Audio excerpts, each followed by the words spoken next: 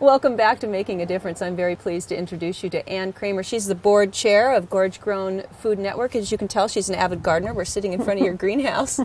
Welcome, Ann. Hi, thanks, Elaine. Nice to be here. Yeah, you talk about a regional food network with the Gorge Grown Food Network. What does that mean?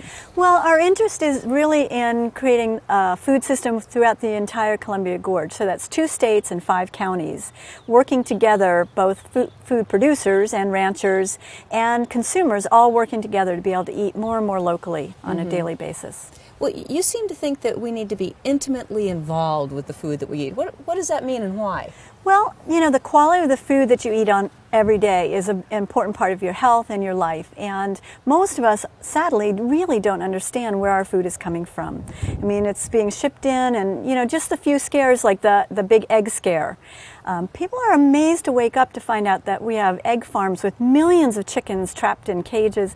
What's that about? You know, we need to wake up and really understand where and how is our food being produced.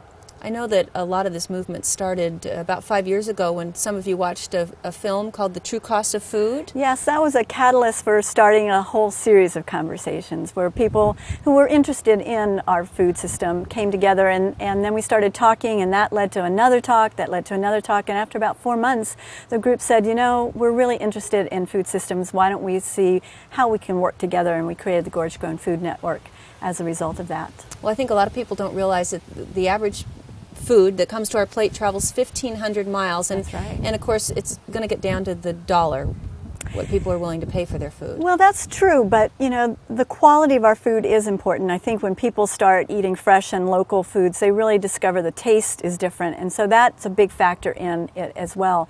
And what people don't understand is if you really factor in the shipping costs and all of that, what you're paying for isn't the food. It's all the marketing, it's all the shipping, that type of thing. And we lose the value of nutrition in that whole process. So a lot of times the food that comes to our plate, I mean, there's a big gas bill involved with that too. Yes, people don't really think about that. You know, I notice, like, even in my local here, or if I buy something at the farmer's market, I can buy it and keep it in my refrigerator for a week and it's still fine. If we buy food oftentimes at a grocery store, you keep it in the fridge for a week and it's rotten. And why is that? Well, think about it. You know, out of the farmer's market, it's come out of the field that day. But if you're buying it oftentimes at a grocery store, it's been in trucks for weeks. It's been, you know, in warehouses for weeks. And so the week you've had it is week 4 or 5.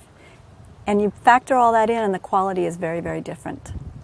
You also mentioned in some of your literature that's available that during World War II, victory gardens, people grew 40% of their food in victory gardens. It is amazing. It had to be different depending on where you were living.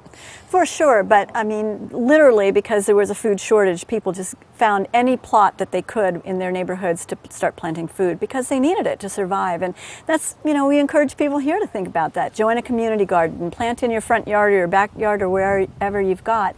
And it's an important thing because right now 0.8% of the food we eat on a daily basis is grown in the gorge. So that's less than 1%.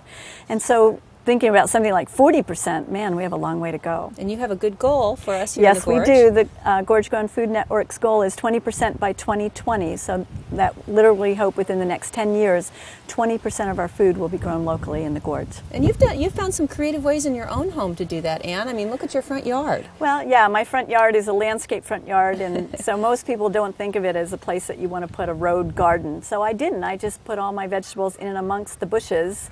So behind a, you know, spirea plant is a zucchini, and you can't see the zucchini, but you can see the flowering bush. So you got to get innovative with whatever you've got in any situation you've got going for yourself. And you've even got some chickens snuck around the back. I know. I don't think most people would expect in this type of neighborhood that there are chickens here, but yeah, in the back of the house, nobody can really see them, but they give me fresh eggs every day.